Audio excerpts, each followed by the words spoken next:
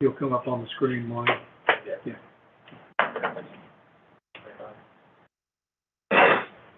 Okay, thank you. Good afternoon, everyone, and welcome to the City of Henderson Board of Commissioners meeting for Tuesday, July 12th, 2022. If you would please stand, and we will salute our flag with the Pledge of Allegiance. I pledge allegiance to the flag of the United States of America and to the republic for which it stands, one nation, under God, indivisible, with liberty and justice for all. Roll call, please. Commissioner Vowell. Commissioner Pruitt. Here. Commissioner Staton. Here. Commissioner Thomas is absent. Mayor Austin. Here. We have two people that have contacted us about speaking, and I think we just may have had a third just come in. Do you plan on speaking tonight? Yes, sir. We got two people ahead of you. Well, then go ahead first. Yeah. Mayor, First, may I say something? I just wanted to note that Commissioner Vowles is now present. I see a smiling face there. Thank you. Appreciate it. Good to see you. Okay. William Johnson, come up front there, please. And William wants to discuss some community involvement and participation. So, glad to meet y'all. Good to see you. I'm going to read my script, and I'll talk. yeah. Hello, my name is William James Johnson. I am the administrator of SWI Enterprises. Thanks for this time and this moment to hear me out. Let me start this off with a question. What if someone wrote a story about you? Would you be considered a hero or a villain? SWI Enterprise seeks to be a hero.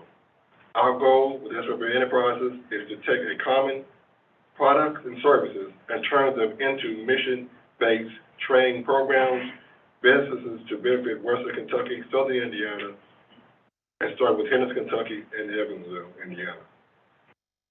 Keep it short. My purpose here is meet a need in Henderson that's been there for a number of years. That is the convention center. That is the event center that I've seen over time. It got close to getting one, but we didn't get it.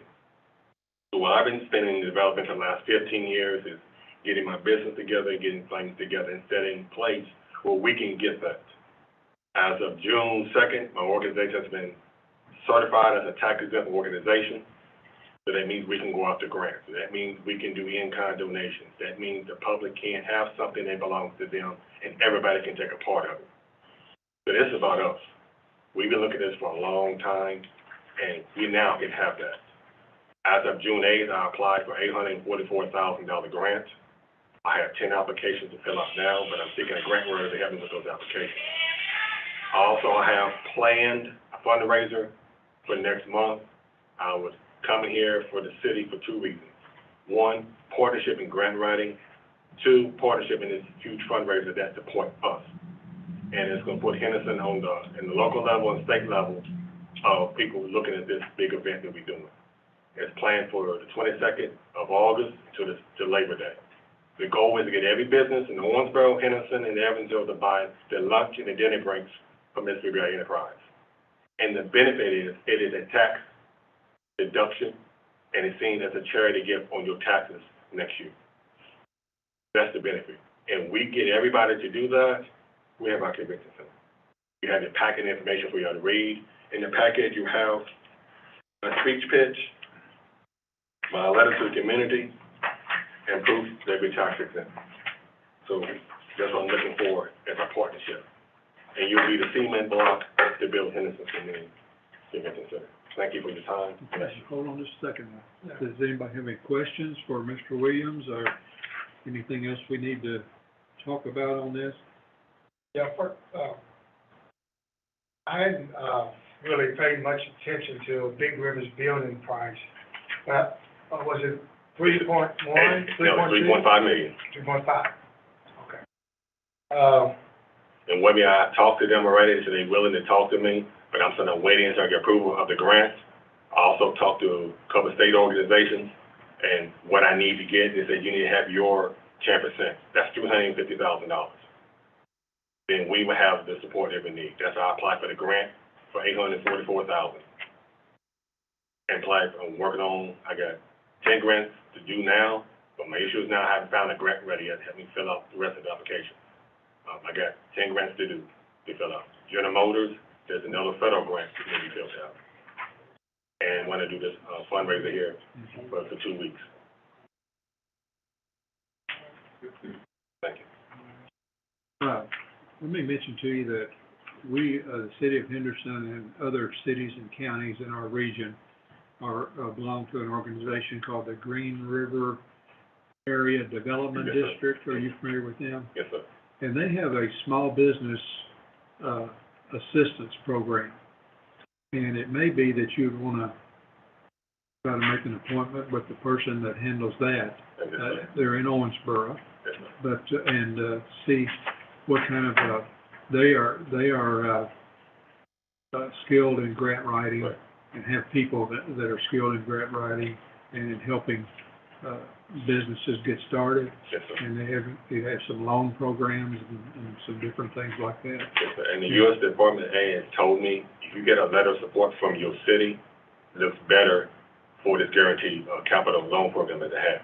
Okay. So that's what brought me forth here today. They say that letter will help you in us giving a better light on your loan program. You have a letter of support. So that's what you're asking the city for, is a Letter of support a letter of support for the convention center for Henderson. for this project. Yes, sir. Okay. And then I would take that letter and give it to the USDA, and I give it to the other 2 federal grant applications that I applied for. The SB Enterprise now has support from the city, Okay. and that gives us a better light. Mayor, is Mhm. it possible that we could get that information for him for Brad? Oh, yeah, we'll get that too. Because I do know for a fact what he's speaking about.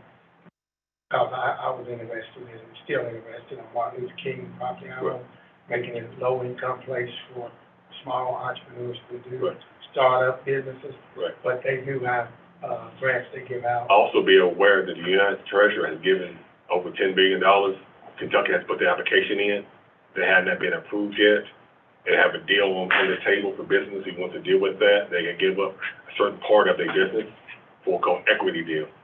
And they would give a certain amount of money to you to do your project, but as long as it empowers the community. Right. I want to ask our city attorney, what is our situation in doing a letter of support for a nonprofit? Do we have any problems with that? No, but I think that you would want to know what you are, what is What we are the supporting? grant That's giving that you- you're supporting. The packet that you see in front of you, Mhm. you get the details. Right, and so I think that we would need Need to to- see what grants or grads that this would be to support, and then we could bring it back for action, Okay. okay? Yeah. Okay. We will take it under advisement, get you the information of the contact information for the grad, if you choose to do that. And then we will get back with you and see if the commission agrees to do a letter of support. Appreciate that. We thank you. Okay. Thank you for being here. Being interested in making Henderson better. Yeah, we appreciate you being here. Thank you. Okay, thank you. Next, we have William Litzy. Did I say that right? Yes, Am I close? Okay. William, welcome. We're glad you're here. thank you. Go right ahead. I am sorry that I did not have much time to prepare anything, so I'm going to have to fly from the seat of my pants on this one. When I moved here a couple of years ago to work at the post office, I moved into an apartment, Barrett Grove Apartments, over behind the police station off Highway 60. I lived about 2 miles away from my work downtown here on First Street. And it occurred to me, one way I might be able to reduce my costs and my impact on the environment and on the city is if I could ride a bike. I began looking into that, I found that in order to ride a bike safely to my work, I would have to ride down to 41 and move in the opposite direction all the way to Marywood Drive in order to get a safe crossing, in order to get across 41 and then be able to ride to work, adding almost an entire mile onto that commute. And so instead, every day, I got into my car and I drove the 8 minutes to work. When I moved recently to First Street, a customer gave me a bicycle, and suddenly I realized what difference it makes to live in an area where residential and commercial areas are mixed together, and smaller, low-traffic streets are around you. I was suddenly able to ride my bicycle to multiple bars, restaurants, the grocery store, Sherway on 2nd Street. But that sent me down a very long rabbit hole of learning about urban design and transit. And once you begin recognizing these things, it becomes almost all you think about, I'm afraid. Suddenly I began seeing so many ways that cities, not just here in Henderson, but all over the United States, are designed in a way that is designed solely for cars and automobiles. Something that destroys its own infrastructure faster than anything else, and ends up costing the city an incredible amount of money. There is an organization called Strong Towns, a 501c nonprofit media advocacy group that began doing several studies in cities all over the U.S. and found that suburban areas built to favor the car over pedestrian, bicycle, and other alternative forms of transit like buses, trains, and trams, that they actually, over the course of about 30 years, began costing more money to maintain than they brought in tax revenue. Because although developers may pay for the initial cost of building a road, it is up to the city to maintain it. It is up to the city to maintain the electrical grid. It is up to the city to maintain the water grid, sewer, everything else. And now in America, due to a lot of zoning laws, it is actually impossible to build mixed-use urban walkable spaces like we have here in our downtown, places where people live next to businesses in a way that they can just walk there.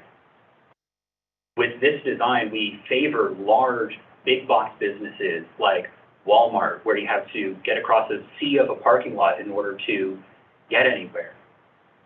I know that areas like our downtown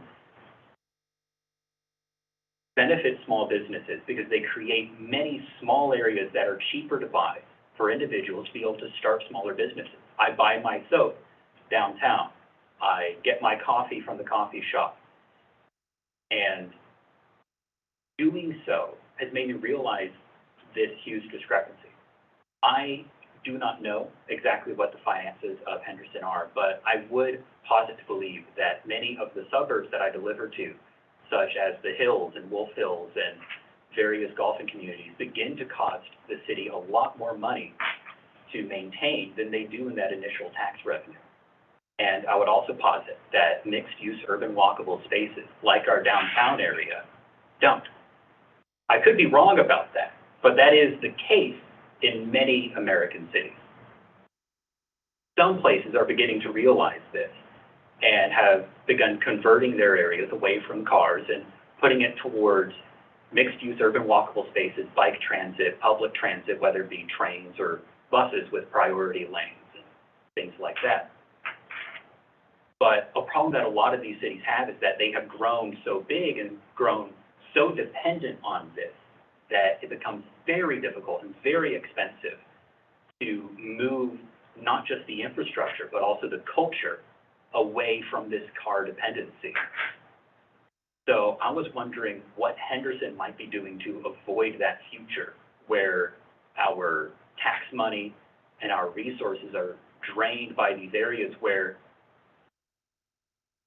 if you wanted to get groceries, you live 5 miles away from the nearest grocery store, you would have to cross a 5-lane road in order to get there safely in anything but a car.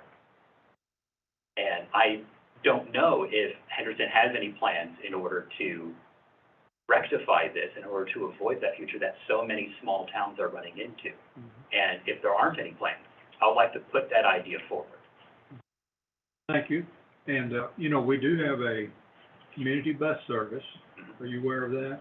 Yes, And, we have how many routes that go from the north end to the south end?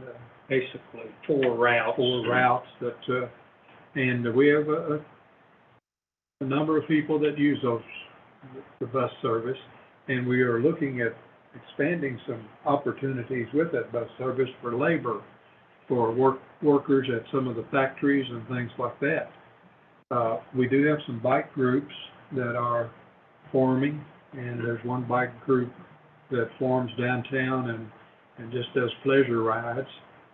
I don't know that we have anything that's shopping or anything like that. I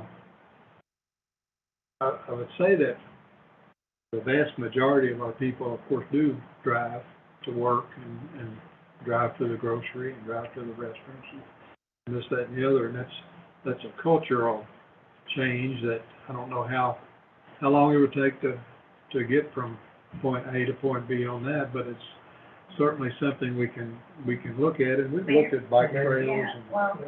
Let me talk real quick. In our 25-year economic plan, we added some new bike routes. We put those in certain places. So we did add more, bike routes, for the 25-year economic plan. So we incorporate more bikes into, like you're saying, into the car society.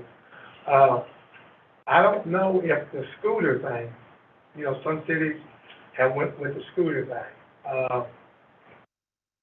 My thing is, I see them laying there, the only problem with that, they just park them anywhere, I guess, when it stops, and they just lay them out, and, people stumble over them, and you gotta be careful, and you gotta set them up, and so I don't know how that really would work well here, but that may be something we could look at, but I see it in other cities that it looks like more of a nuisance, because, that's correct. yeah.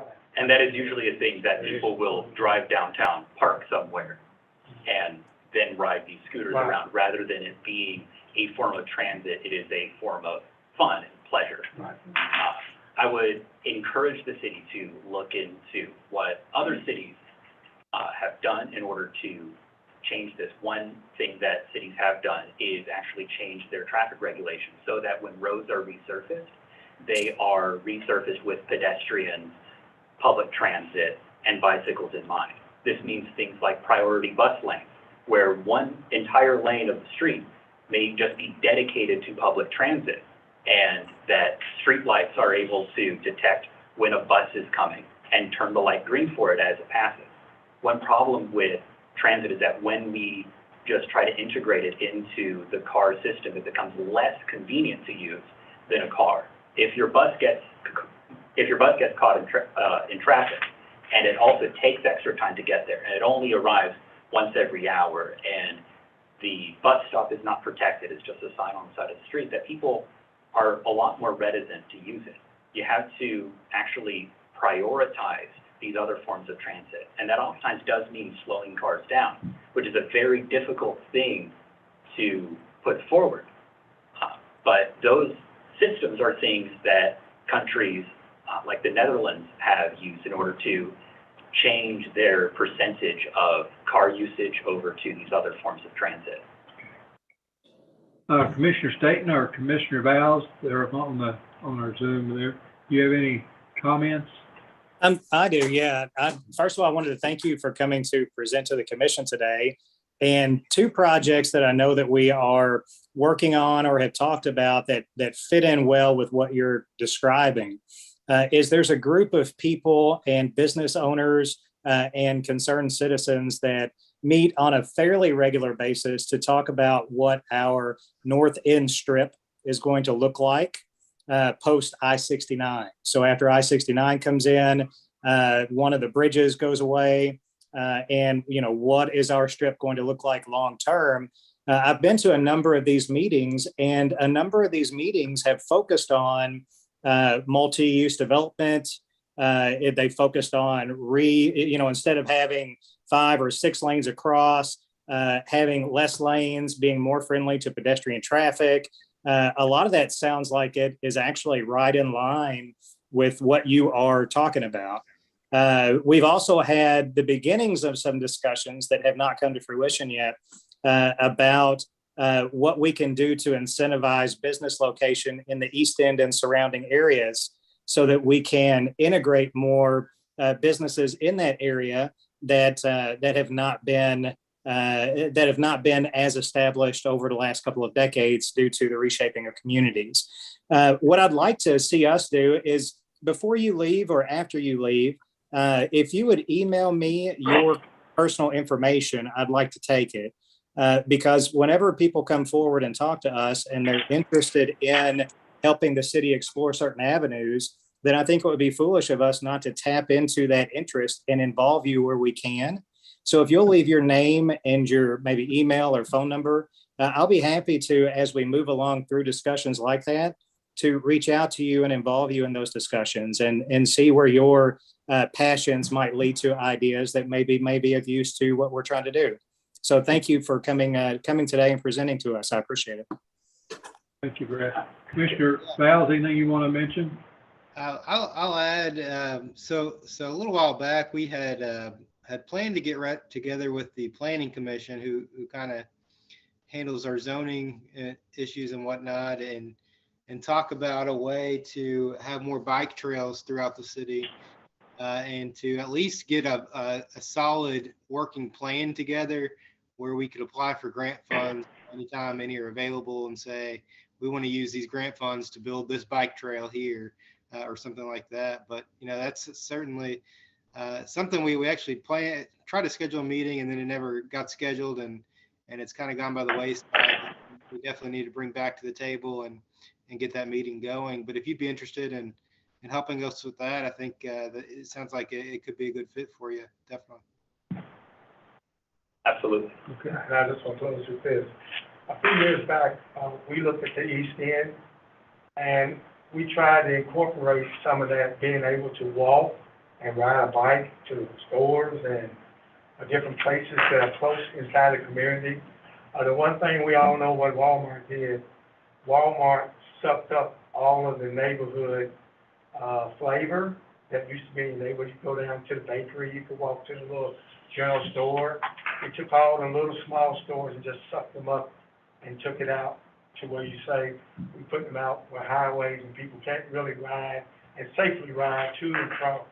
And I think going in the years to come, if I'm reelected or if I'm not reelected, I'll be pushing to make our neighborhoods back the way it used to be, to a point. I said to a point, so that we can have stores, so that people don't have to, like you said, take your bike and try to go ride all the way up to Walmart. It's a lot of neighborhoods that don't have any place to get anything to eat, and there's thousands of people in the neighborhood, but you have to go way up there and then get groceries. So I think we ought to turn a lot more interest in redeveloping our neighborhood, especially in Henderson. A lot of the big cities, they still have corner stores because it's a little different. But here, we can do it here in Henderson. We can redistribute the grocery stores, maybe a little hardware store. Gish's Hardware used to be a nice place to go years ago. We just run down to Gish's Hardware. Now, we run to Lowe's way out here, and you have to drive. You can't walk, you can't ride a bicycle. So I think if we devote a little bit more attention to doing that, I think we could put that back in and be with you on where you're going with that. Okay, you got some interest in that, and Commissioner Staton has given you some interest. And we do have a city-county planning commission, and that group helps the city and the county in planning future developments and related. And so that may be a group they meet once a month. We need the first Tuesday of each month. The first Tuesday of each month in this room at 5 o'clock. 6 o'clock. And so, you may want to stop by and visit with that group. Would that be 6 in the morning or 6 in the In the evening? evening. Okay, good. Yeah. Mayor, further clarify, we do have a bike plan, probably a little outdated. Second thing, we do plan for pathway connections. Right now, currently have on the books about $1 million project to connect sidewalks on the north end of town from on North Green River Road. We're going to connect it to the Engage School. In the construction of I-69, part of the design will connect north end of town around and behind Walmart. There's a walking trail. We're going to be able to connect it back to Fifth Street via safe path. So that part will begin construction probably this year. So we have a lot of things in the works. Annually, we spend about $100,000 a year building new sidewalks for connectivity. But one of our biggest challenges are bicycles, because the design requirements to build bike paths typically only come when you build new roads. So what we try to do for example, on North Main Street, we have bike lane. And we have pedestrians that use it, but it's a dedicated bike lane. But once you get into downtown, you have issues with designing, so it's sort of a biker has to ride at their own risk. I also have some issues with the North Main Street bike lane, like how the street parking is on the other side of it, so cars have to cross over the bike lane in order to park. And if they were switched and the bike lane was separated, then it would be a lot safer for bikers as well. They do have to turn across the bike lane. Right. Thank you, sir. We Thank you. appreciate it. Donna, would you mind to get his information, please? Get his she'll get your contact information. Thank you. We might also include wheelchairs in that. You're gonna have to get over closer to the podium there, Jamie. Right here. Alright. I said, what that gentleman was talking about, they also might include wheelchairs.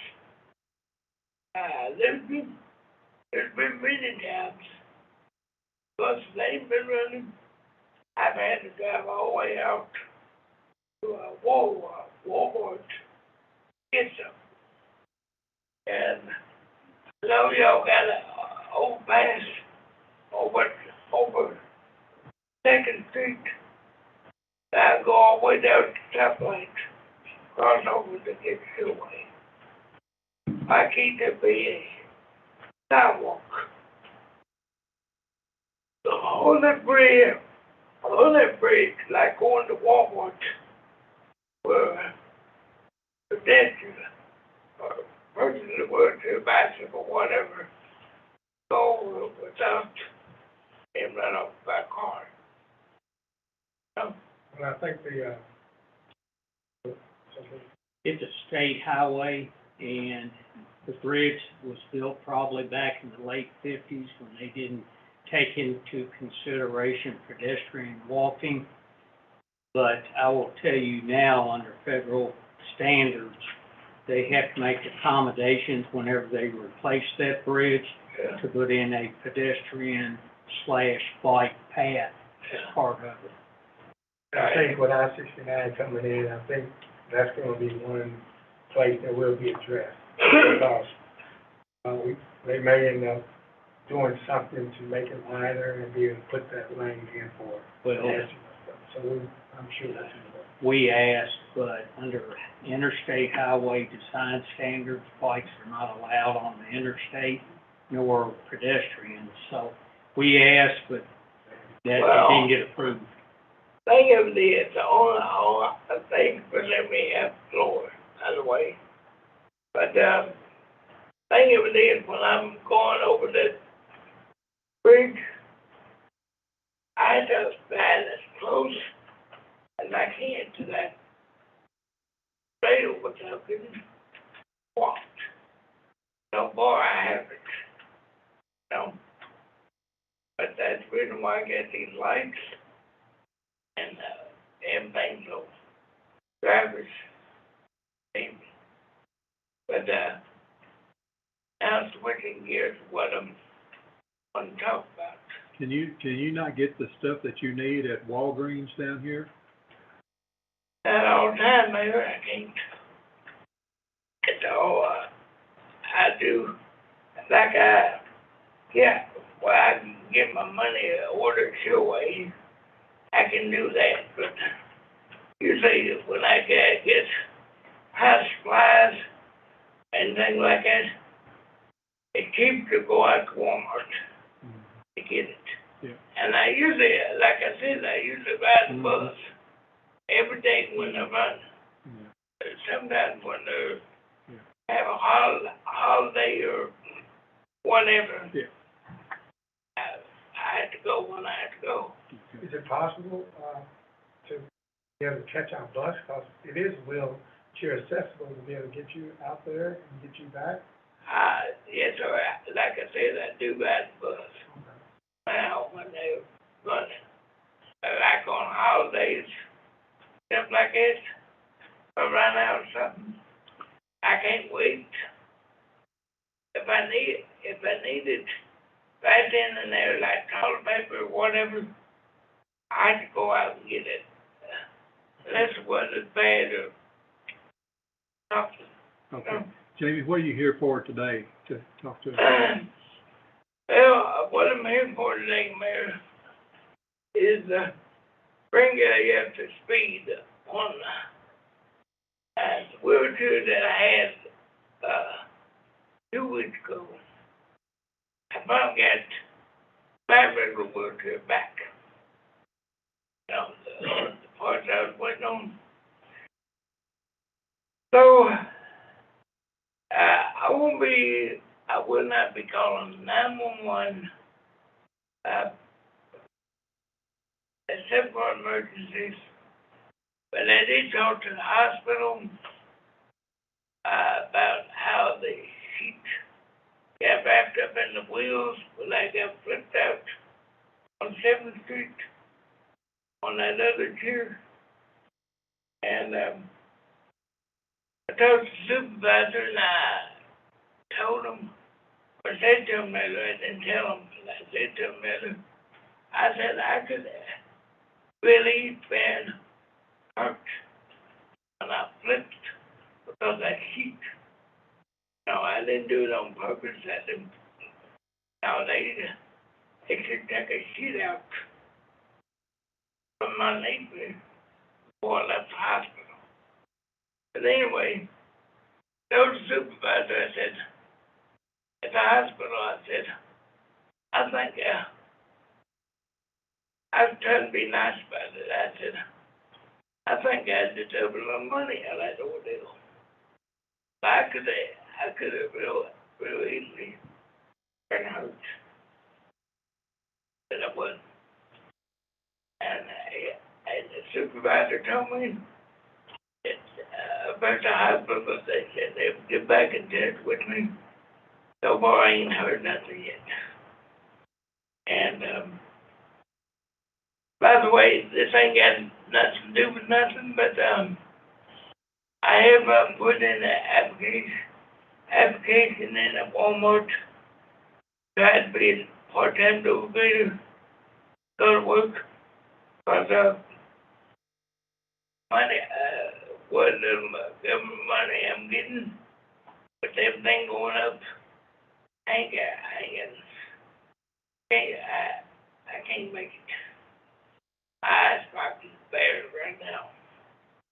Bare. Mesh, where do you live? I live on Bacon Street. I thought. If I see you all the time, I know exactly. Live in the housing authority down from Yeah. me. And, why I got the floor?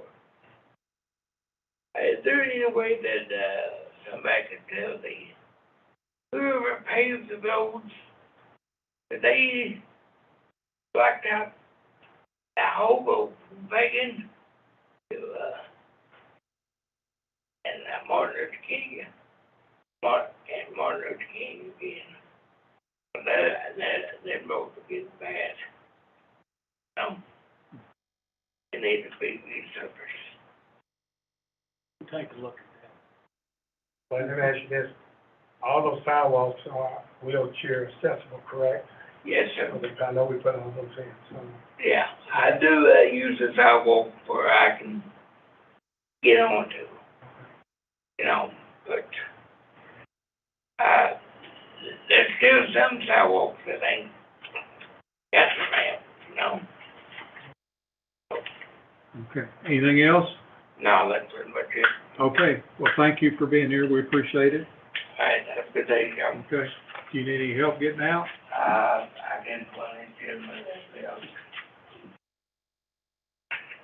good day, sir. Okay.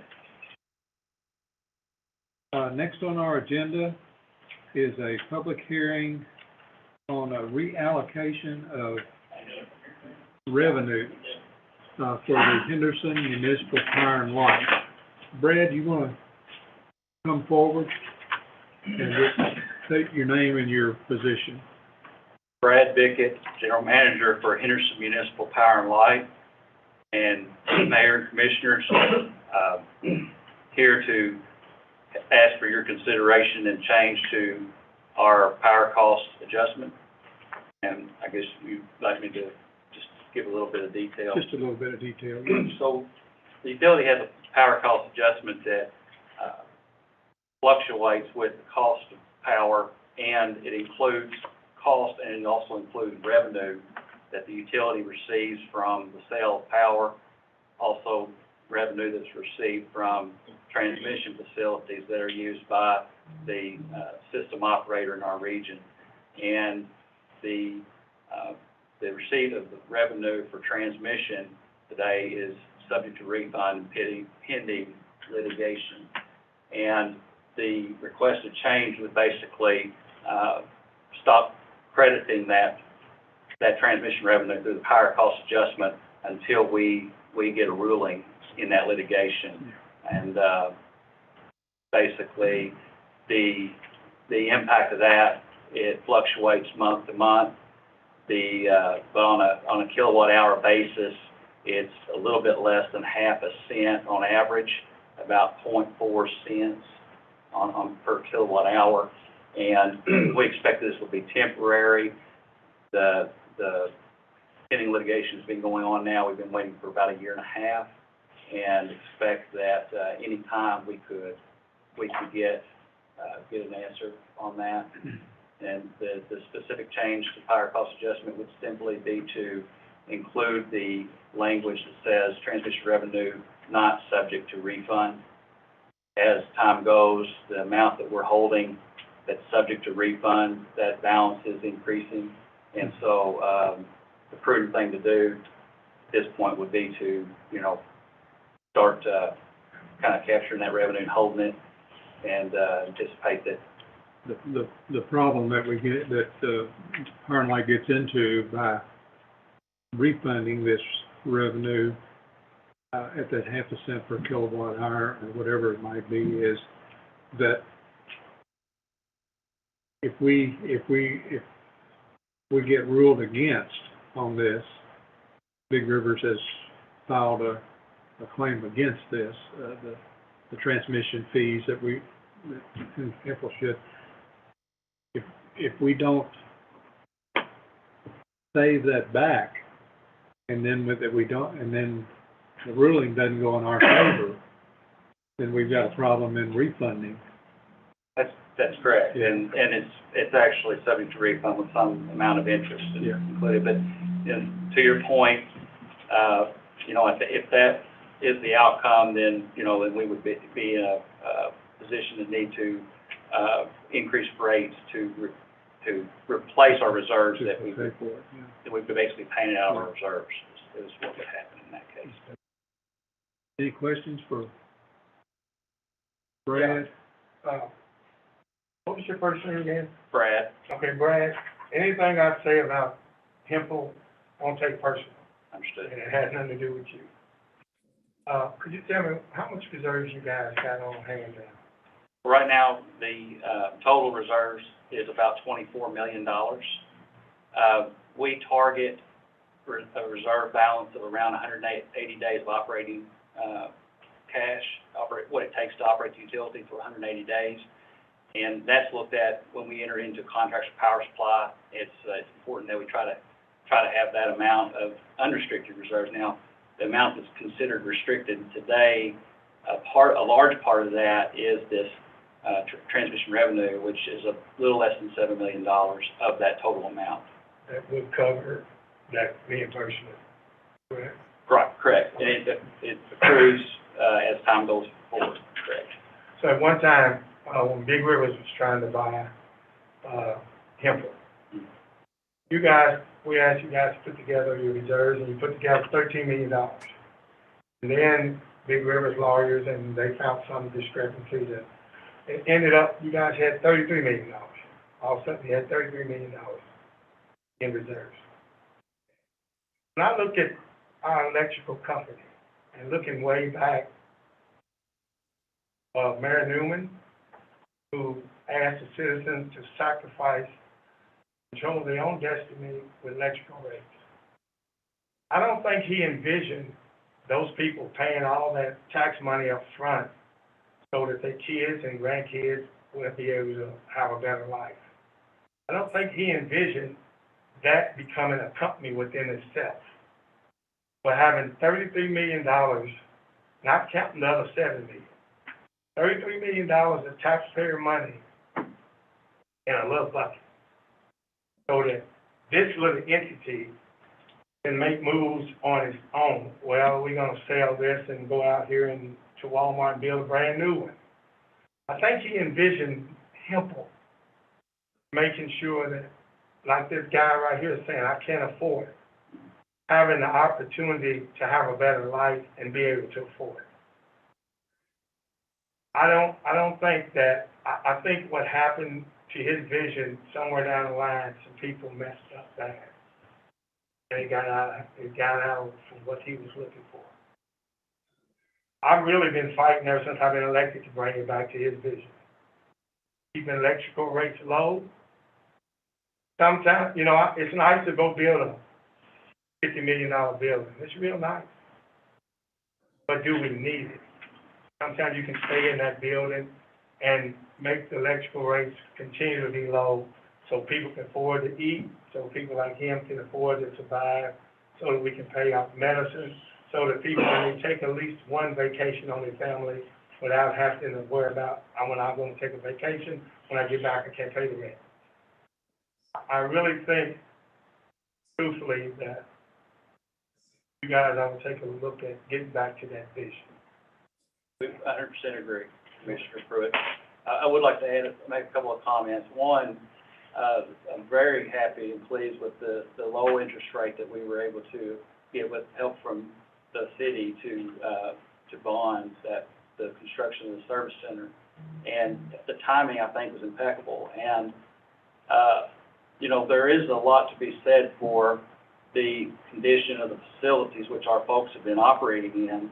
And I think that where we're going and what we're doing is going to help us serve the customers of Henderson and continue to serve them at the lowest possible cost. And one of the things that we have challenges with is meeting requirements for maintaining certain conditions of our dispatch office center, so security purposes and that kind of thing.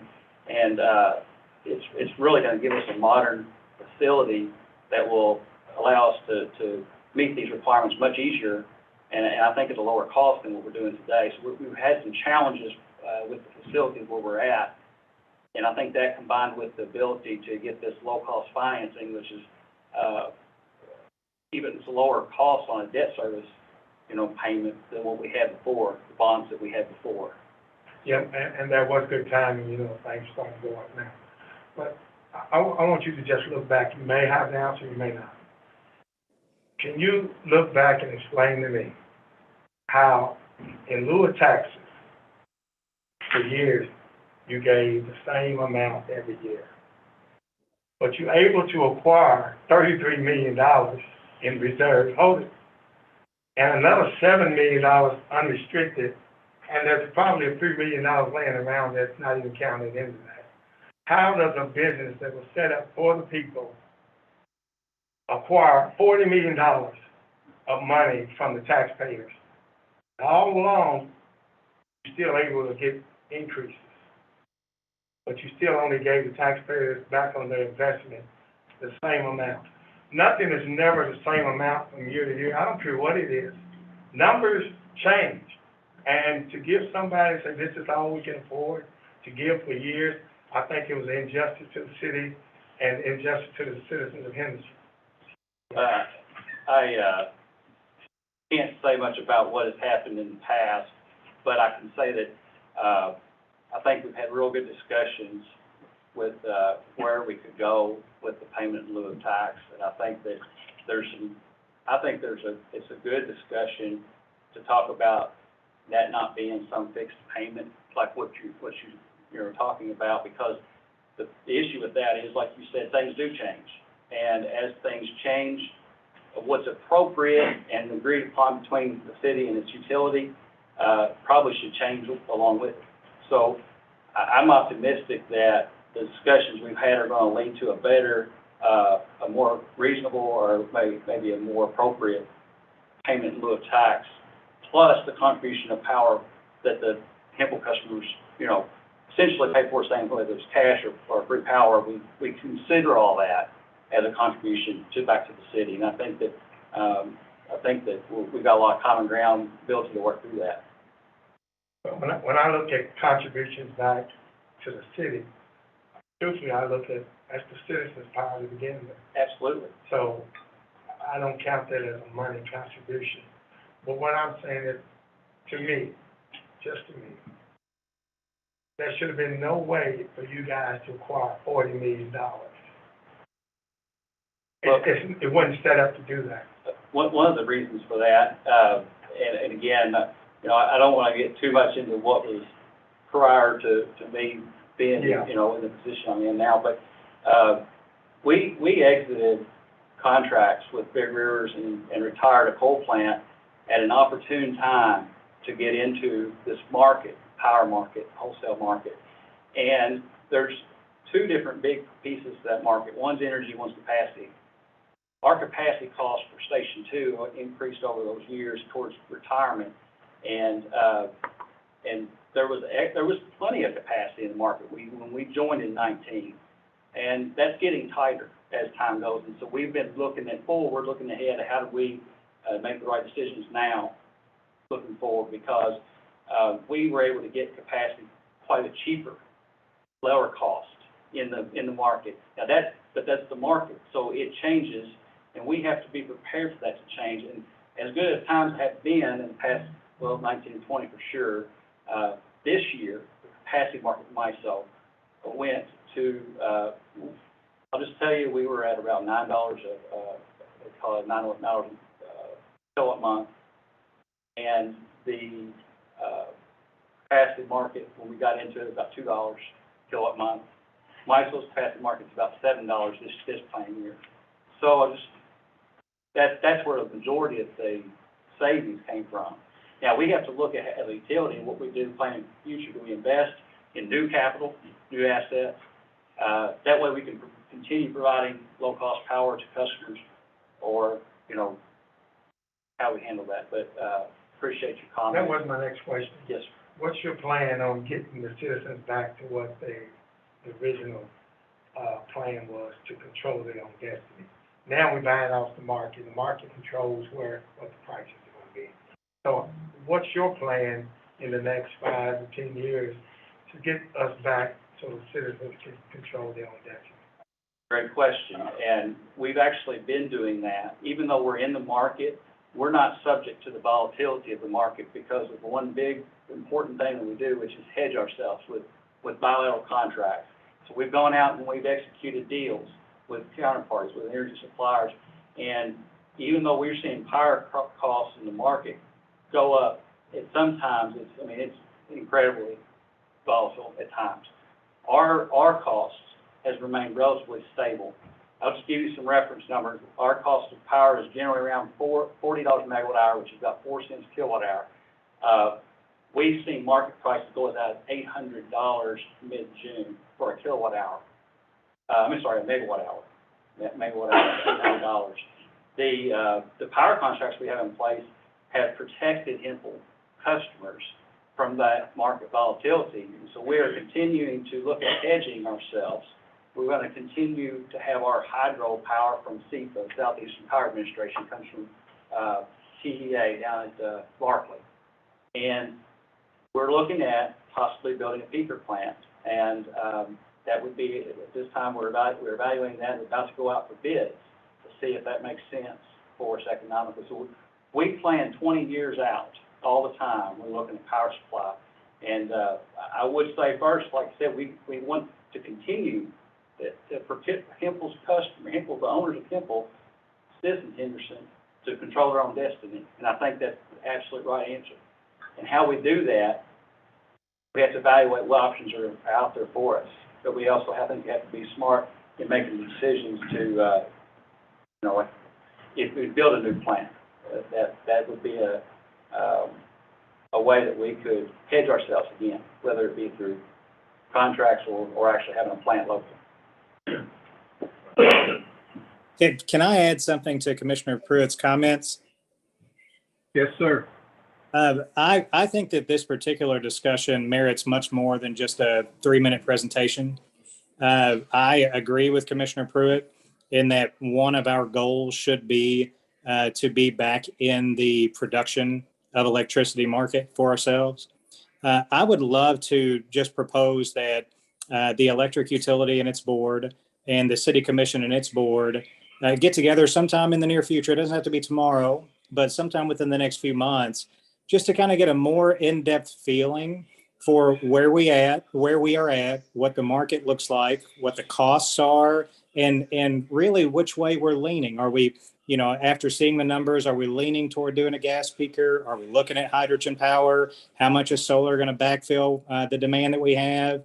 What are our open market purchases going to be like after we produce? A lot of these questions are things that I would love to be able to ask. I just feel like those questions might be better asked from me at a more formal setting, so that the one that we have maybe 30 minutes to an hour just to devote to this specific topic. It's a very important topic to our community, and I would love to see if we can get that together. I don't think that'll be a problem at all, Commissioner Staton.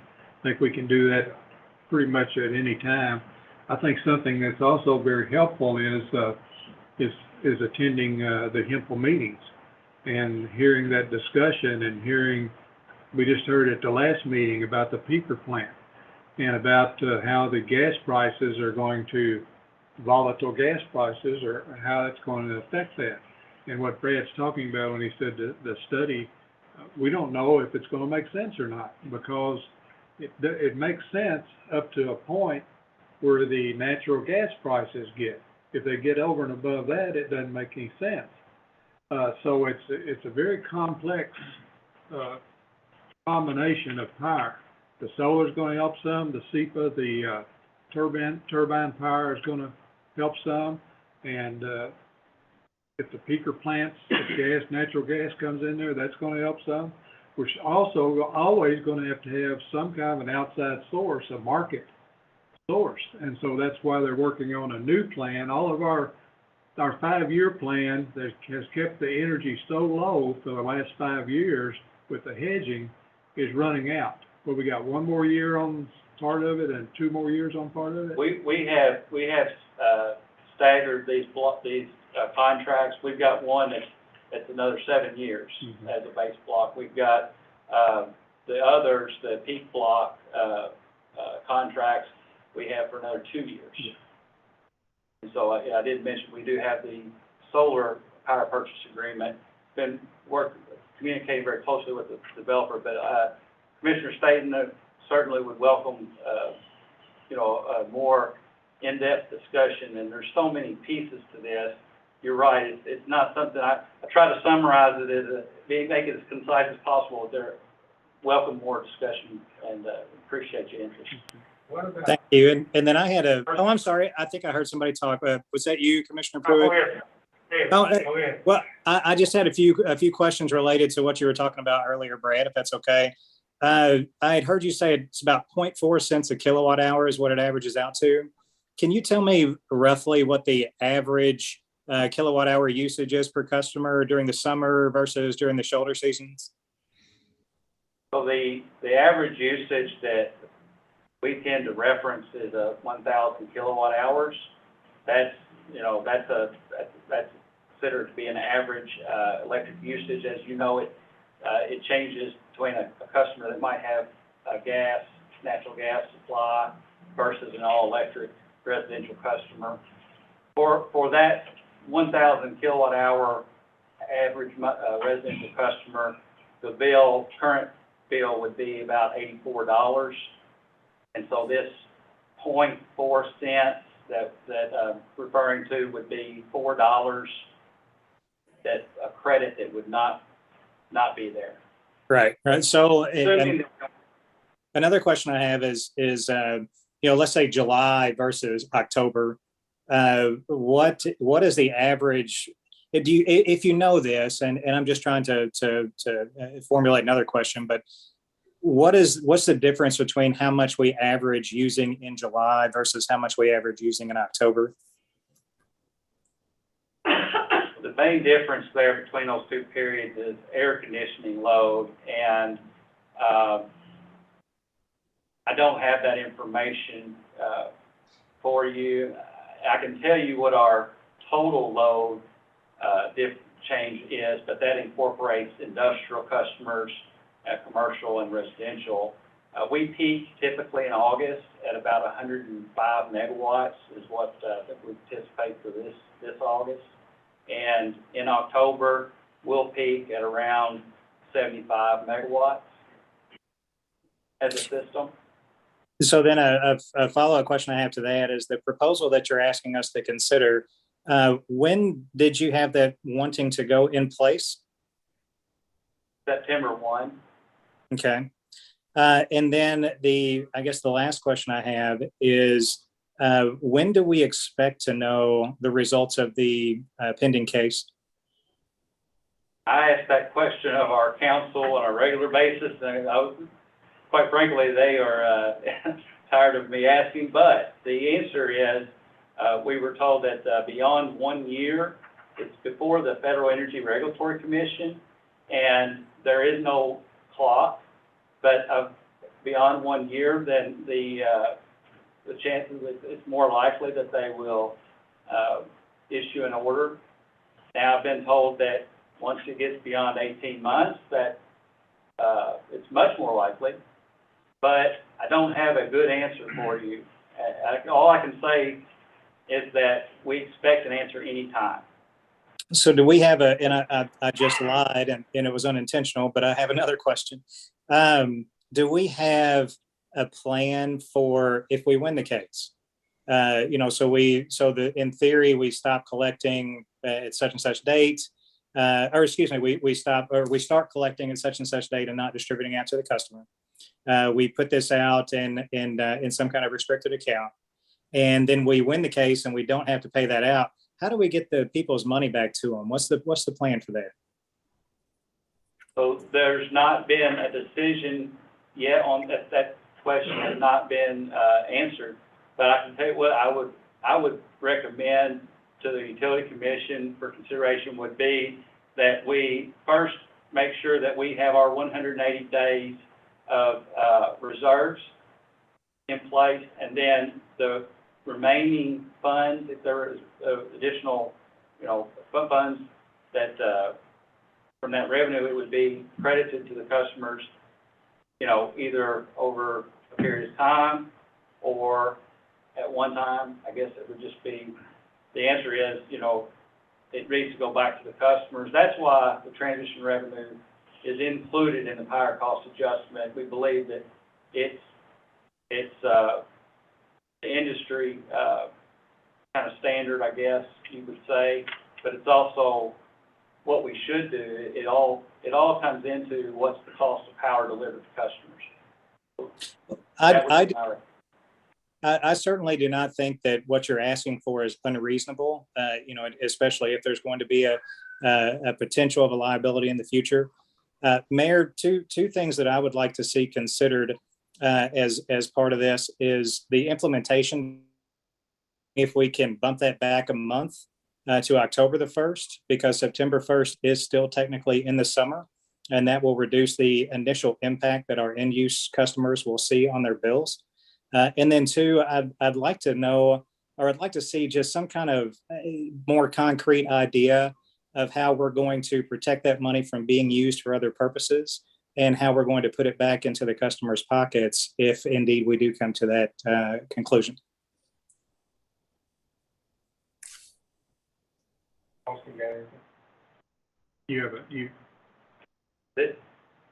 Well, so, I guess the only thing, I think changing the date would require us to bring it back before the utility commission. Before you do that, Brad, what about us getting together the first week of August with the Hempel up here? And let's go through those questions that we both want to ask and get those answers, because the question you just asked about that reserve, you've already got 7 million set aside, that's restricted, correct? Well, the 180 days is not in this 7 million. So when you got to talking, when he asked you that question, you tied the 180 days of having it, working capital with the 7 million. If we win, that 7 million is taxpayers of Henderson. That should come directly back to the city of Henderson and go back and let us distribute it to the taxpayers of Henderson. That's the problem I have. Just like you said, when that you guys act like you're your own entity and you're running your own ship, and it's really the city's money. And if that 7 million is restricted, that means it came from the taxpayer. And if we win, that has nothing to do with anything else. I need to add a clarifying point, so I can see how that sounds. We have an issue also, Commissioner Pruitt and Commissioner Staton, with very high costs that we are incurring. Transformers have tripled in price. That's no exaggeration. Not only that, but we can't get them any sooner than 1 year out. So we have a challenge. We have that particular issue. All utilities are facing that. We are using our reserves right now. That's what I want to make sure you understand. So we project when we get to the beginning of 2023, we're going to do a cost of service study that's in the works right now, in the plan. We're going to be down to our $19 million reserve target with the 7 million, and then it'll be 9 million. That's currently restricted. So we're including that amount as part of our reserves, even though it's restricted for this transmission case. So this really is a serious, I wouldn't be bringing this to you if we didn't need to take action. But I tell you what, I think we ought to take a look at the first week of August, maybe on a Wednesday or Thursday, and have a meeting with you guys, and let's hash out some of these answers and questions that we really need to ask. And get it, for once and for all, let's just get it down so that you know what you need, we know what you need, you know what we need, what we expect, and especially in lieu of taxes. You said everything moves and fluctuates, but I'm a numbers guy. You have a formula and you stick to the formula, the numbers should be the same. It should come out, and if you say profit times what the expenses, and then here's our net, that should be the same. Right now with you guys, it's never been right. Just whatever you think you can give us. And that's been a problem for years. I agree. And that's why I say when you come up with $40 million of taxpayer money, and you talk about, and you want Commissioner Pruitt to say, I vote for a raise, but people say, why are you gonna give them a raise? They got $40 million of money already. And we paid for those increases already. I don't think I can be on board. That's why I need this meeting. You've got to explain to me, how can I vote to raise taxes on this guy in a wheelchair, electrical rate, when you got $40 million? Well, just would like to add one more comment. First, we don't have $40 million. Second comment is that, we've been crediting. Most people will see it. Your power cost adjustment's been a credit for the entire fiscal year 2022. Matter of fact, Hempel credited customers $3.7 million in fiscal year 22, Commissioner Pruitt. I think that's great. I think that's the way it should work. And that's because we had market revenue from the sale of the block energy we didn't use from our hedging contracts. And we also had this revenue coming in. If we had gotten an answer at the time that we expected we would have an answer, I wouldn't be here today asking for this. Well, I see the audited financial reports every month from Henderson Municipal Power and Light. And I've never seen in the reserves a $40 million number. I've never seen that. I've never seen a $33 million number. Not in reserves, but they had $33 million on tap, about 3 months ago, correct? Not that I recall. I'd have to go back and look. You got $26 million now. With 24 million. Okay, 24 million. I'll just- And what did I'll you just- have in a Big brief River? comment here. Whenever. Go ahead. So I guess Go what ahead, what I'm looking at this hearing about today is, can we take this amount that is subject to pending litigation? We might get to keep it. We might have to pay it out. Can we take that out of the equation of what's in our reserves right now? So right now they're counting that in our reserves, but really that sounds like a poor practice to me, to count that in our reserves when it's subject to litigation and subject to us having to pay it out.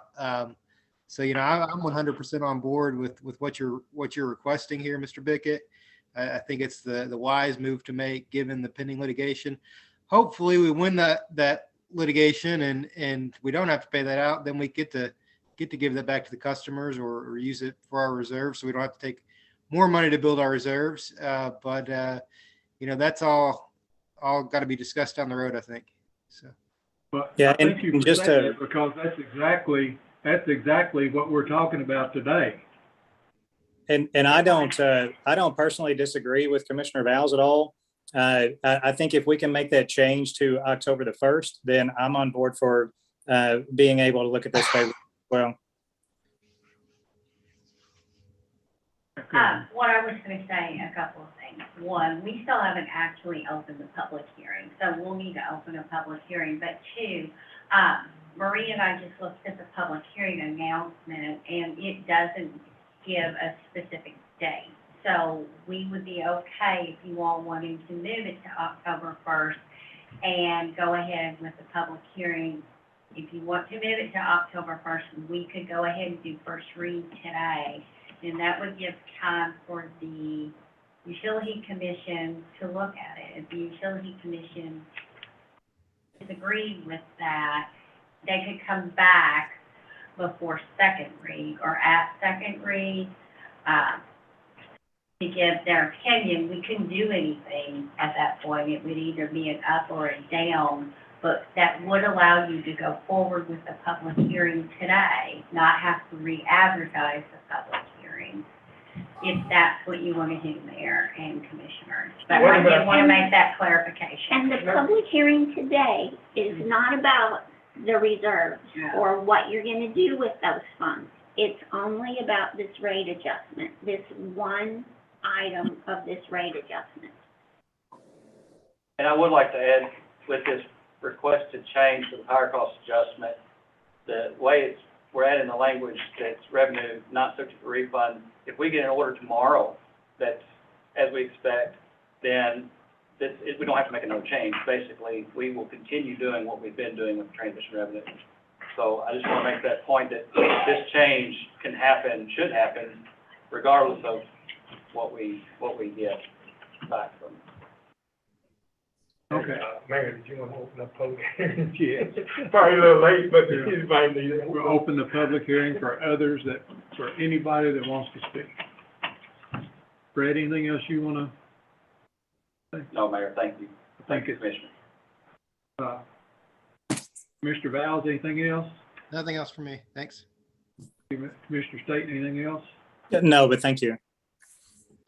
Commissioner Pruitt, anything else? Yeah, I would like to have it postponed until the first week of August and add in, make sure that we can add in how we're gonna do the little taxes if we increase, give this increase.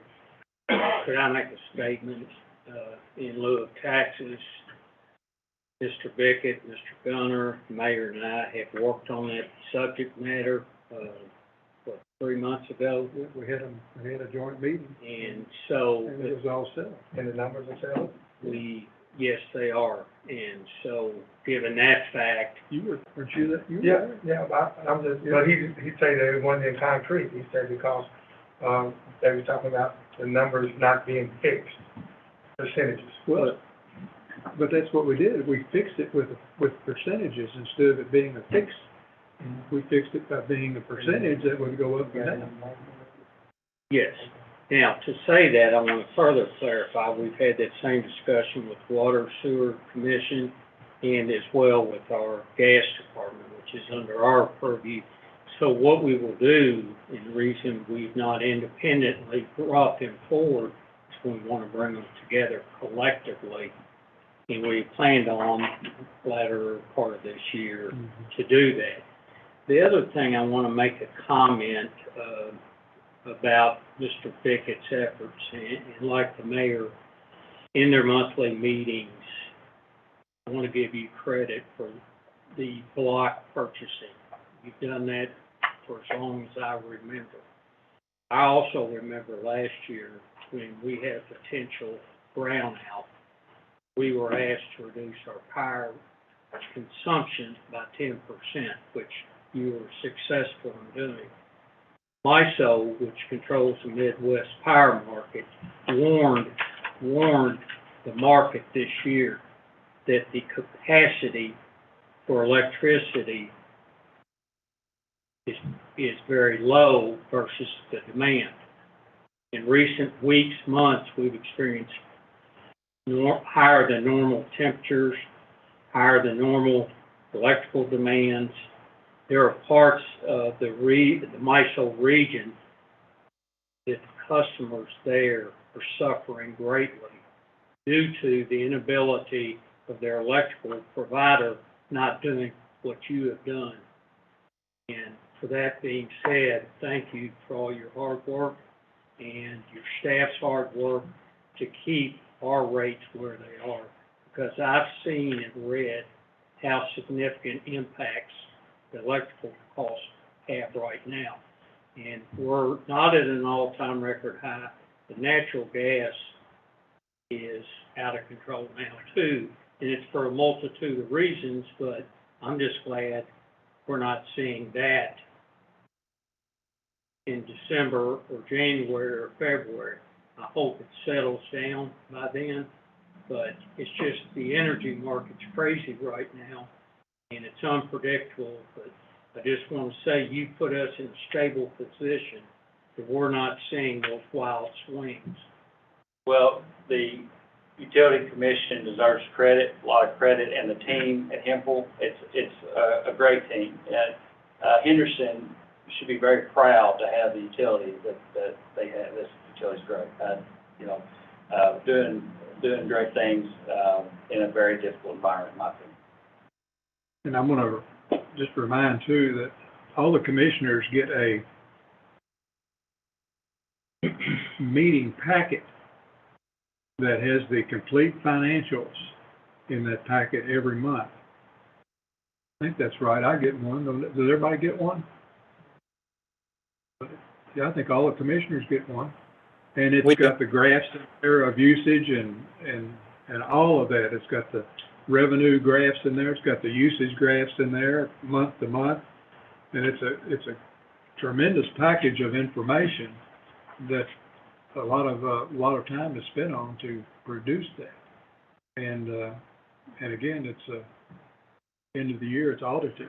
We can go forward on this question, but I would like to have a meeting sometime in August here so that we can ask those questions. Which direction are we going? Where are we at? Are we going to buy peakers? Are we not? Are we going to do solar farms? How are we going to get back to the mission of what it was designed for? I would love for you guys to get back with the city manager and that we can come up here and have coach and find out the direction where the people's power plant is going. Certainly interested in having that discussion, Mr. Brooke, and everybody, the whole team. Okay. Anybody else have anything to bring before the public hearing?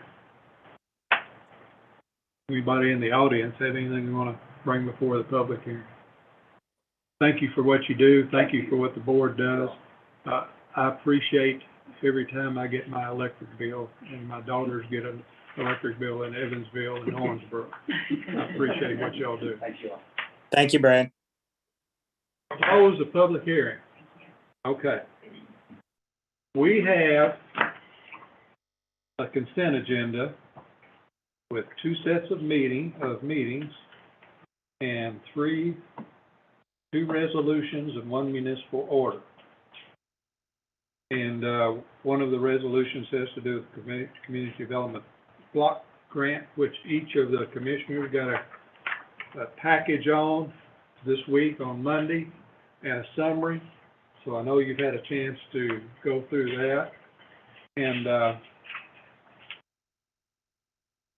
the third item has to do with the purchase of a street sweeper, and I want you to take note that street sweeper is a 1997 model with 103,000 miles. I think those two things caught my attention when I was reading the information about it. The consent agenda for today's meeting consists of the minutes of the August 10th, 2021 regular meeting and the August 17th, 2021 work session. And Resolution 25-22, resolution authorizing the submission of the 2022 to 2023 CDBG action plan to the United States Department of Housing and Urban Development. Resolution 26-22, resolution increasing salary of city manager by 2% effective July 1st, 2022. And Municipal Order 50-22, municipal order authorizing purchase of a Timco 600 regenerative air street sweeper from Stringfellow Incorporated of Louisville, Kentucky at the state price contract in the amount of $302,483.60. Is there any item a commissioner would like to pull off of the consent agenda? Being none, is there a motion to approve the consent agenda? There's a motion and a second? Second. Motion and a second. Roll call, please. Commissioner Vowles, Aye. Commissioner Pruitt, Aye. Commissioner Staton, Aye. Mayor Austin. Aye. Next, we have a ordinance authorizing the insurance of general obligation bonds for Henderson Water Utility. Oh, sorry, I wasn't prepared.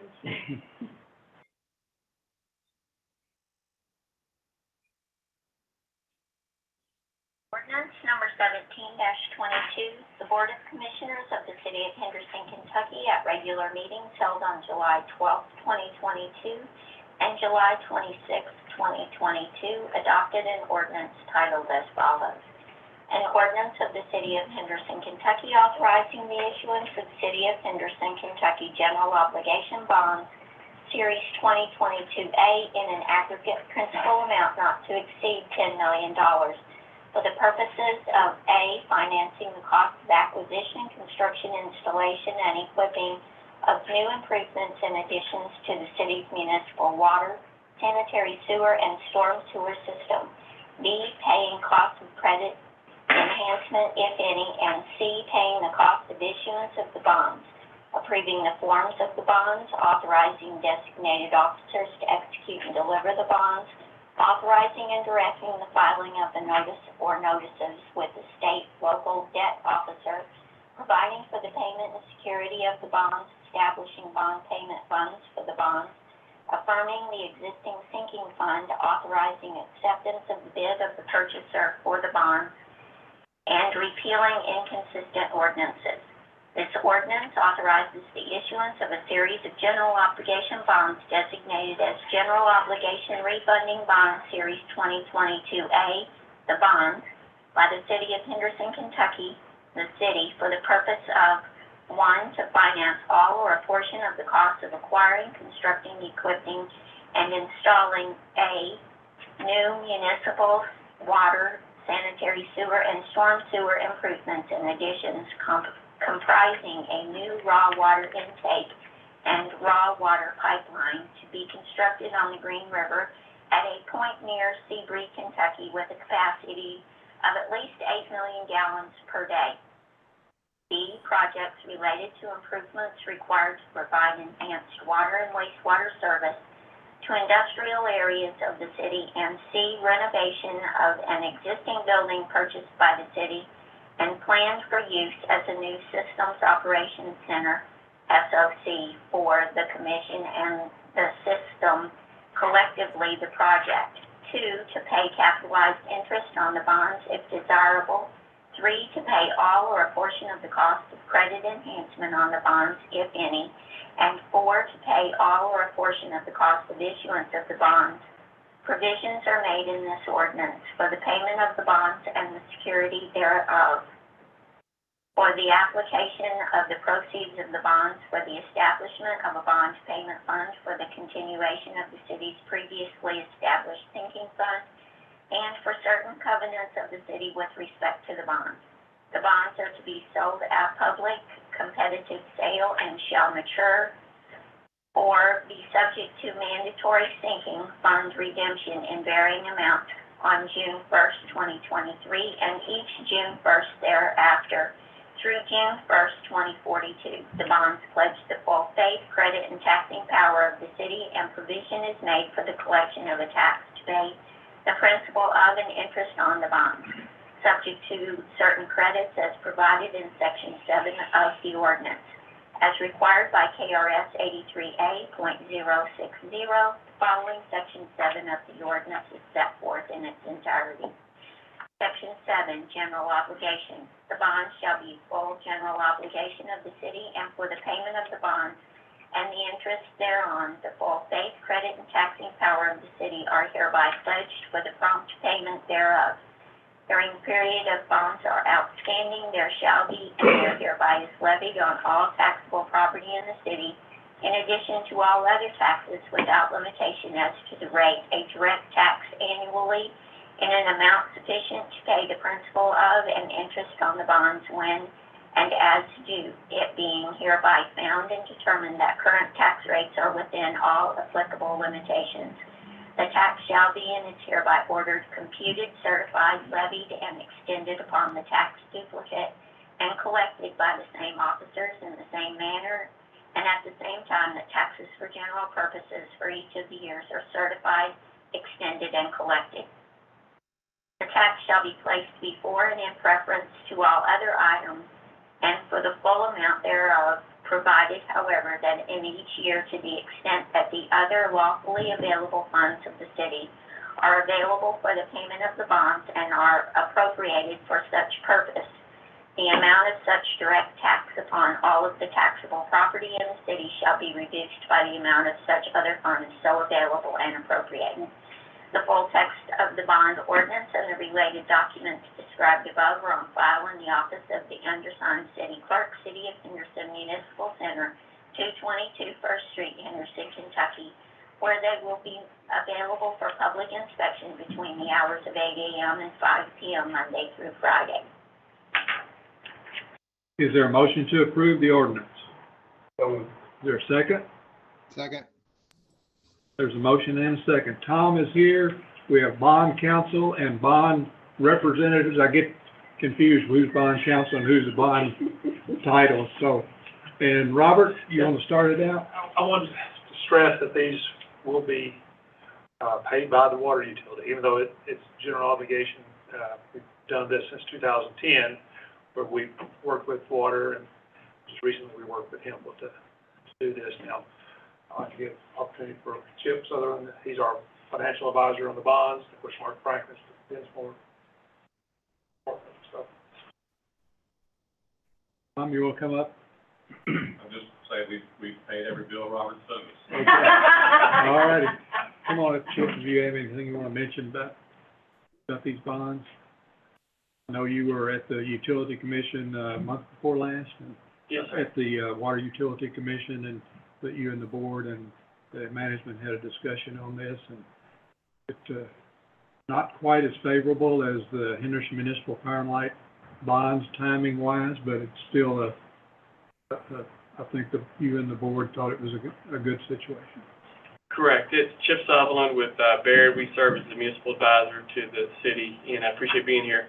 So what we're looking at is a 20-year general obligation bond, as Robert mentioned, and that's a strategy that we've done for a while because The utility has the ability to issue its own debt. However, the city has excess capacity, legal capacity for general obligation bonds.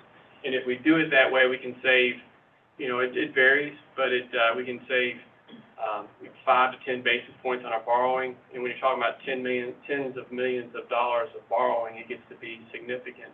And the other thing that we're doing is you'll notice from the ordinance it talks about $10 million limits. We're very strategic in how much we're issuing. When we can take advantage of bank eligibility, that saves money as well. So, for the taxpayer, what this means, and the ratepayer and taxpayer are often the same, having this strategy of issuing debt through the city as a GO with a bond issue of this size, it's meaningful. It's about $30,000 to $40,000 a year in payments that the city is saving on behalf of the ratepayer, taxpayer. So it's a meaningful strategy. The interest rates that we're talking about, when we were there, and I'll lose track of time, Mayor, but when we were here a month or so ago with the utility, rates were higher. Rates have since come down a little bit, and if we were to sell today, we're probably looking at 3.5% on a 20-year borrowing, which is, in historic terms, is very favorable.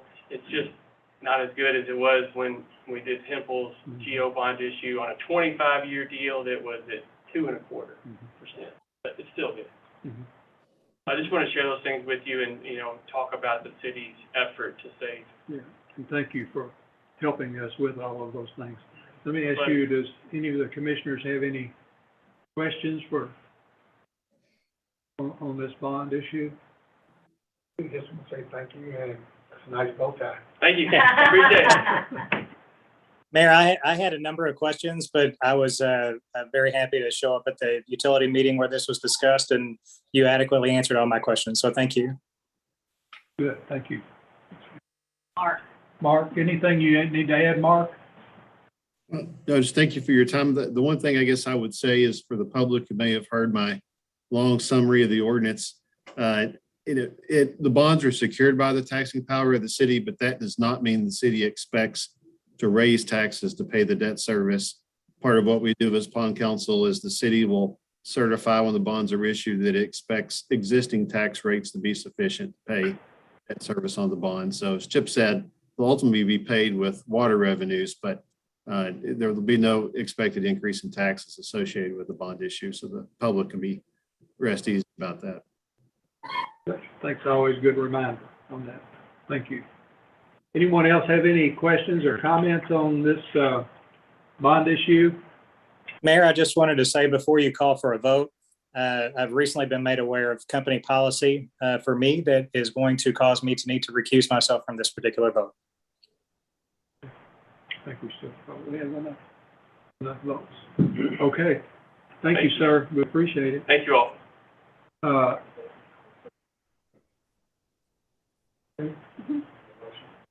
We have a motion and a second. And roll call, please. Commissioner Howell, Aye. Commissioner Pruitt, Aye. Mayor Austin. Aye. That passes, and congratulations to the water utility for working through that, and thanks for all of our associates that helped on that. Very much appreciate it. Always do a great job for us, so thank you. We have an ordinance adopting electric service schedule, the reallocation of revenues in the service schedule. Ordinance number 18-22, ordinance adopting power cost adjustment, PCA, rate schedule for electric rates and services. An ordinance approving and adopting a power cost adjustment, PCA, rate schedule for electric power and energy furnished by Henderson Municipal Power and Light to its customers and consumers. Go ahead and I'll try to get a motion and a second on this so we can ask the question about this September, October. So is there a motion to approve? So moved. Is Second. there a second? Second. Brad, you want to come up again? We had originally talked about what's your date for this to go into place, August 1st? September 1. September 1. September 1st is the requested date, effective date. And October is the question asked about that? Can you live with October? The answer will be yes, if that's what what the city commission would like to do. Okay. We just think that it's prudent to do it sooner than later. Yeah. But I think that, if we can get that in October 1st,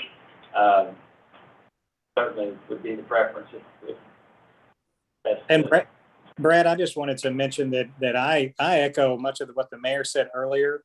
I think the job that you all have done, especially over the last year, is nothing short of remarkable in terms of the way that you've locked in long-term contracts before the explosion of rates happened. And so I am very appreciative of the stable rates.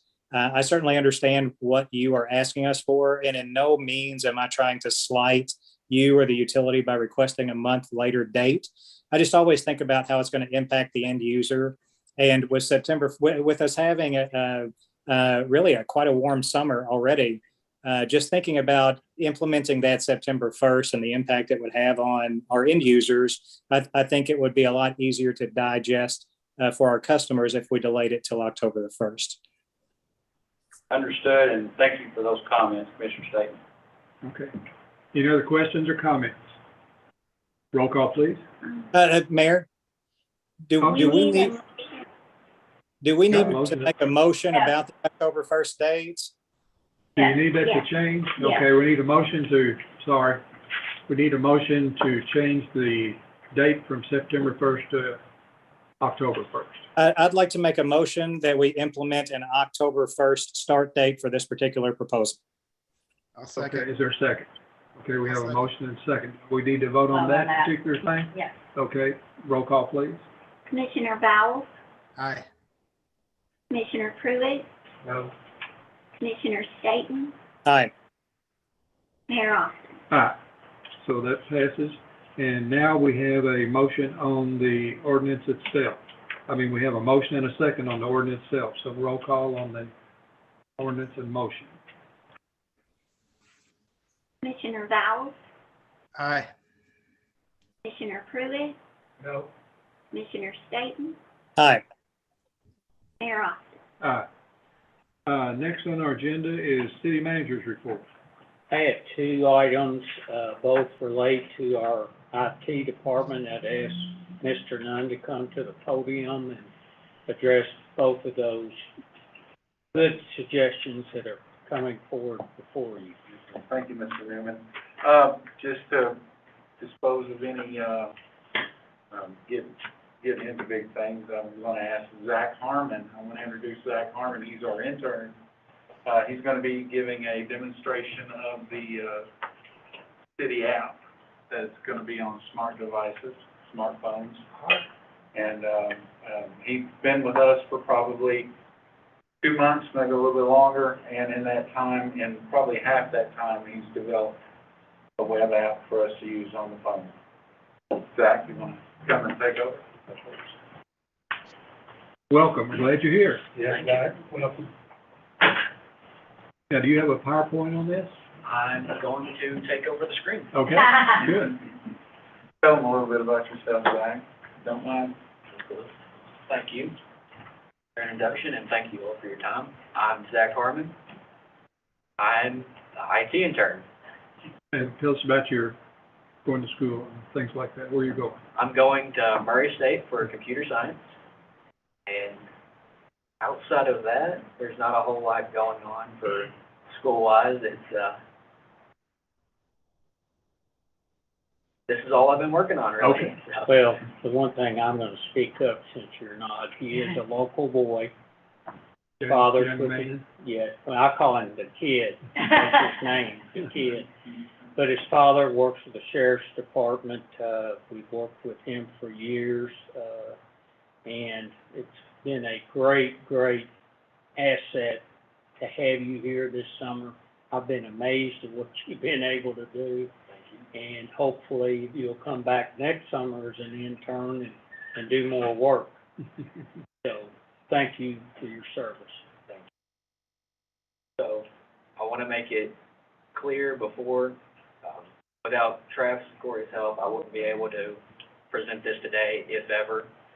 So, I know it might sound like I did all the work, but nowhere close to that. And before I do get started, I do have a physical phone that I can pass around to you if you would like to view it while I present. Right up there.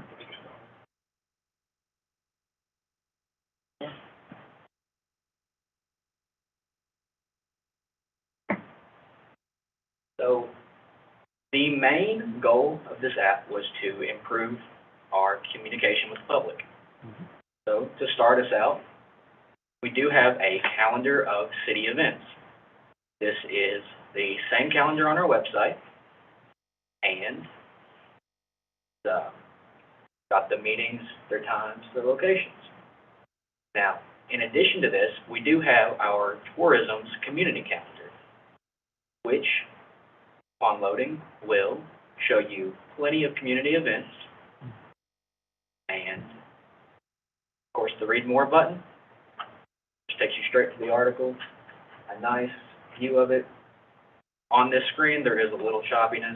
However, that's just a connection from the computer to the screen, so I'm sorry for that, but Not a problem. that is our first main point, is getting the community involved a little bit more and reaching out to them, because I, for one, had no clue about any of these events going on or any of these meetings or anything. So this would be a great way to reach them about that.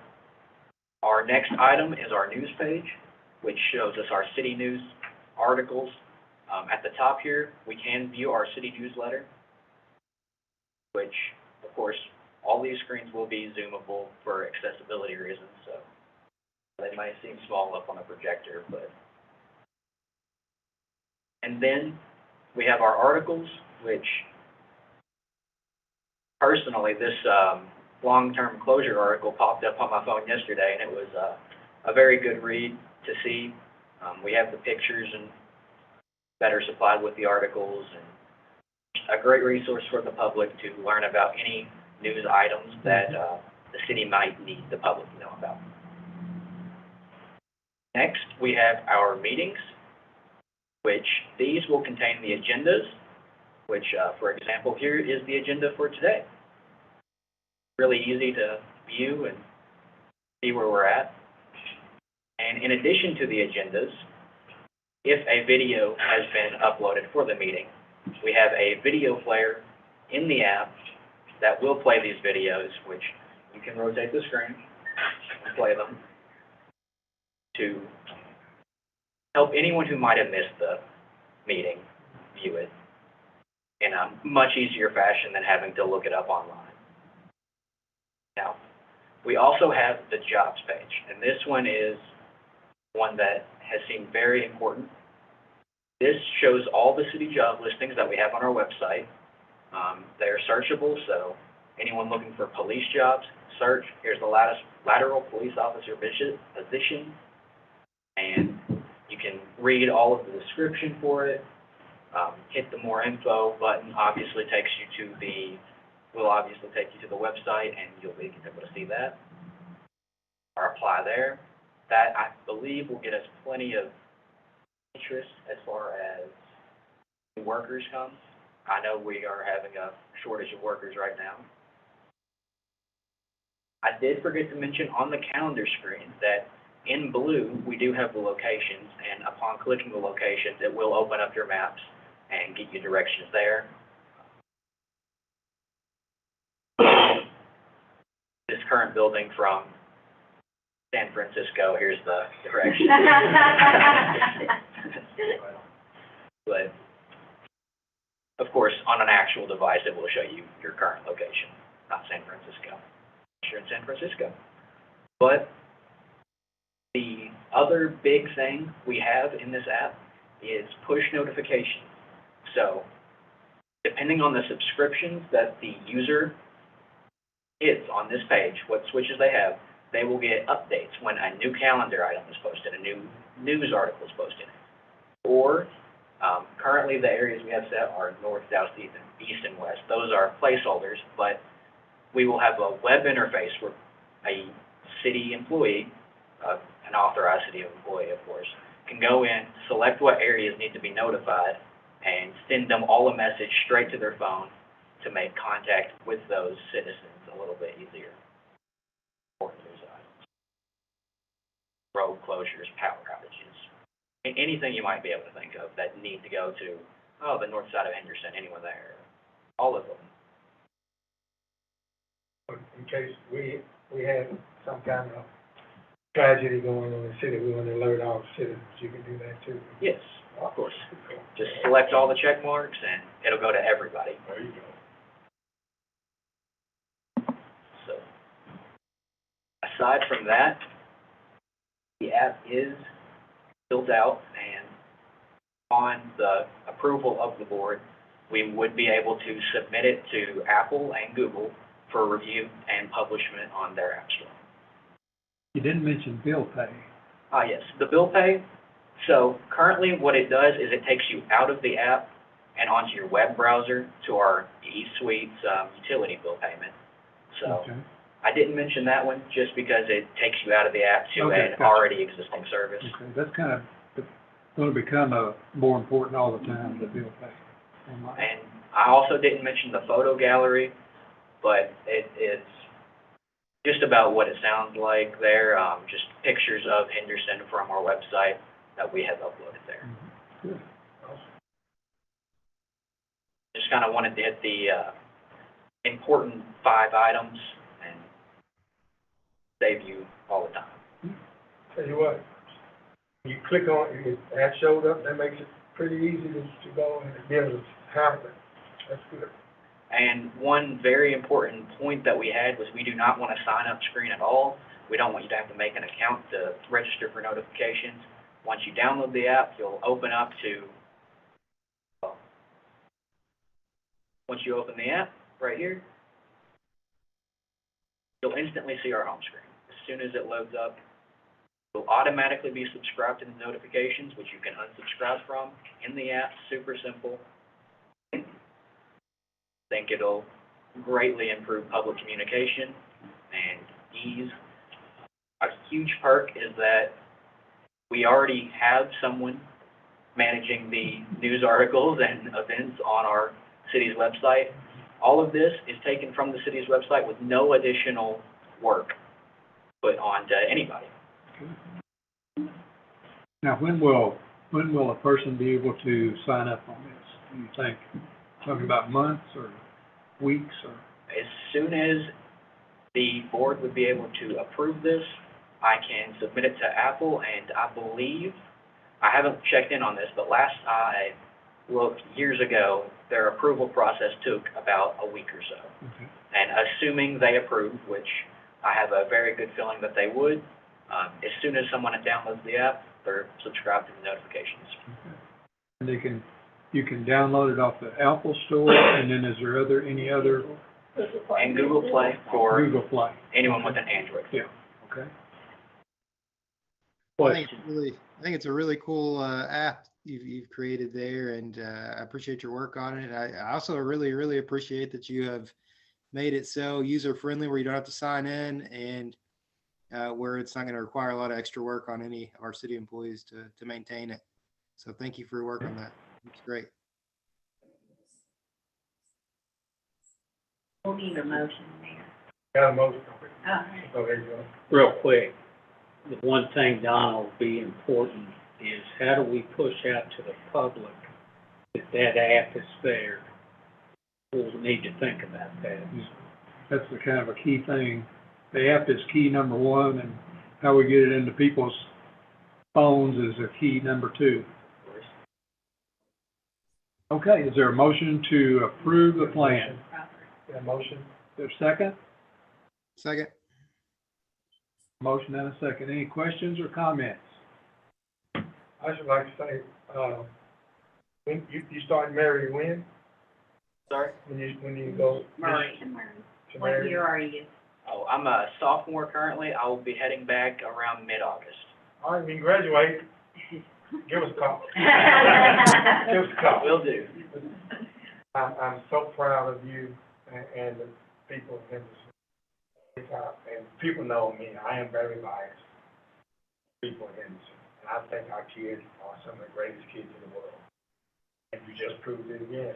You took what Donna does and made it for a person like me to go to the page and click on a few buttons and find exactly what I need.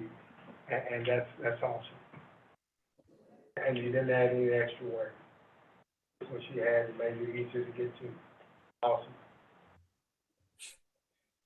We got a motion and a second? Need a roll call or an all in favor? All in favor, aye? Aye. Aye. Thank you, sir. We appreciate it. Great job. Great job. All right.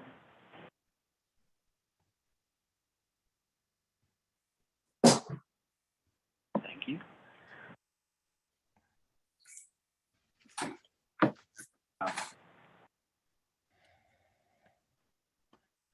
Second item, domain. You wanna bring it up? Well, no, I want you to bring it up. We had a- Bring the expert up. Commissioner Okay, I'm Staton, gonna bring the expert up. Commissioner So, Staton had asked in our last meeting about the clumsiness, he didn't say that, I said that, the clumsiness and clunkiness of our long email address. And so, we had asked in IT to see what our options might be and how it might work and how it could continue if people use our old domain name, email in there, and how it could go forward. So, ready to go, sir. I'm Corey Fishbeck, I'm the Assistant IT Director. I deal with a lot of software side of things. So one thing that we were looking into is other domain names. Of course, with us being a government agency, that opens up the door a little bit for us to go with the .gov domain name. One domain name that's being proposed is hky.gov, something short. One issue with that is that will be an exemption that we have to apply for with the federal government to get that type of name. So that's the first thing we're going to try doing. Without an exemption, our name would be hendersonky.gov, which some concerns are brought to us about us being too close to the county's domain name, which is hendersonky.us. And in tourism, theirs is hendersonky.org. So that's one reason we are trying to apply for that exemption for the hky.gov.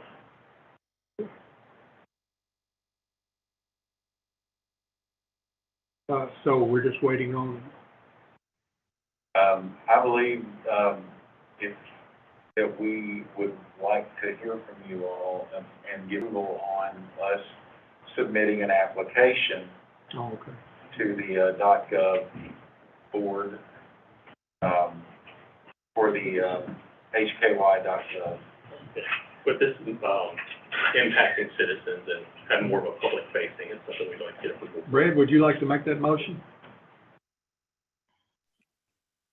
I sure would, yeah. I'm very happy that we're looking at this. Thank you so much for your work. And I would like to make a motion that we move forward. There's a motion and a second. Any questions or comments? Yeah, I know this is the fact, but I just want to put it on the record that for years to come, anyone that used the City of Henderson KY.org, it would forward into this email address for them. Is that correct? We would keep that, yes, sir. Okay. We would have to maintain that domain name at a price, but it's currently what we're paying anyway. The .gov conversely will be free. Okay. It's free to government entities. Okay. Any other questions for IT folks? Roll call, please. Commissioner Bowles, Aye. Commissioner Pruitt, Aye. Commissioner Staton, Aye. Mayor Ross. Anything else, Buzzy? That's it. Okay. Unfinished business. Brad, would you and Buzzy get together in the very near future and talk about a joint city commission, utility commission meeting? And Certainly. see what might be possibilities to get everybody together on that. Okay, Buzzy? Yes, I heard maybe a Wednesday or Thursday. Preferably in the afternoon. Afternoon's okay with you two gentlemen? Yeah, it works for me. Wednesdays typically don't. You might have to check with your board and see when it's I'll get best back. available. Okay. They usually meet at 4:30, I think, or 5. 5 o'clock, so. On Monday, just Yeah. for regular meeting. Check. We'll work on Let Brad check with that. See, okay. Okay. Commissioners report, Commissioner Vowles, anything today? Nothing today, thanks. Thank you. Commissioner Pruitt, anything? Nothing. Thank you, sir. Commissioner Staton, anything? Yeah, something brief. I had a conversation very recently with Kenny over at our emergency management department.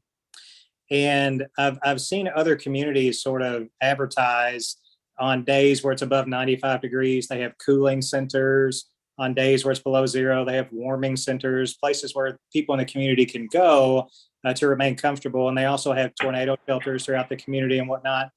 He mentioned that our city manager, Buzzy, and Brad Schneider with the county, and he have been talking about having those in place for Henderson recently. And so maybe at an upcoming meeting, it might be nice to have him come and sort of elaborate on what's going on and where we're going in terms of having those established for Henderson. Is that having Kenny come or? Yes, After yes. Yeah, okay, yeah. I believe you'll be glad to do that, yeah. Good, okay, It did thank you. become established, right? I think they opened. Tom Williams, you come up? Tom Not Williams? here, he left. Oh, I left those, okay. You have a question? Yeah, I was gonna ask about the paving of Fagan and the new water line and schedule for going in on Fagan. Because I know that's keeping us from doing the paving. We can't pave and then tear the street up to the water line. I just wanted to know that schedule. I'll find out and then I'll. Brian, do you know anything about that? It's been discussed for several years. I think you're aware that in one block, there's probably a patch every 20 feet where the water line breaks. And I will talk with Mr. Williams about when the line's going to be replaced, because there's no use paving the street until that gets replaced. Is that a fair statement, Brian? Fair statement. It'd be nice because every winter, it's just, it's old and it breaks somewhere. Yeah. Gotta get that taken care of. People that live in that area. We have a need for executive session. Is there a motion? There's a motion, and I move that commission go into executive session for the purpose of deliberation on possible purchase of property located in the vicinity of US 41, Highway 41 North, US Highway 60 and Brad Boulevard pursuant to KR 61-81B. Is there a second, please? Second? All in favor, aye? Aye. It is anticipated we will come back with action.